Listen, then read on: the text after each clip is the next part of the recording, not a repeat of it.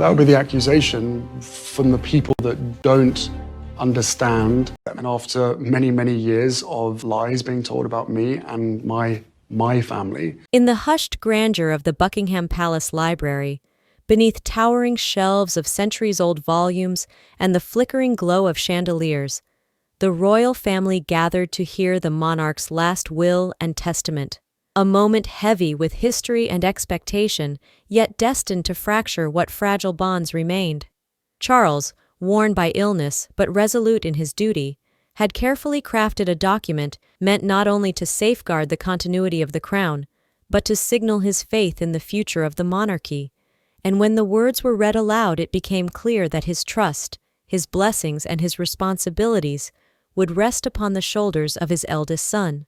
Prince William was named guardian of key estates, custodian of ancient trusts, and steward of ceremonial roles that symbolized the very heartbeat of the nation, while Catherine, his steadfast wife, was acknowledged with grace and admiration as the figure who would one day stand as queen beside him, embodying stability and reassurance at a time when Britain longed for certainty.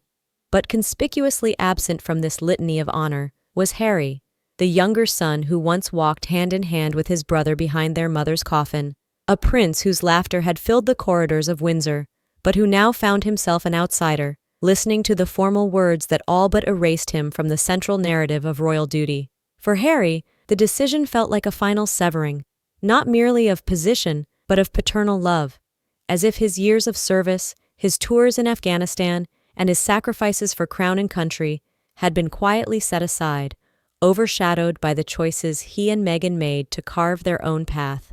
Those close to him described the moment as unbearable. His eyes welled, his hands trembled, and at last he bowed his head, unable to contain the grief that swept over him. The tears of a son who longed for acknowledgement but found only exclusion. The courtiers present shifted uneasily, aware that history was being written not only in ink but in sorrow, and that the monarchy, so dependent on its image of unity, was now forced to confront the painful fracture between its heirs. For William, the weight of his father's trust was immense, for he knew that the mantle bestowed upon him was not merely a privilege, but a burden of expectation, one that required him to embody the continuity of tradition while preparing for a reign defined by modern pressures and scrutiny.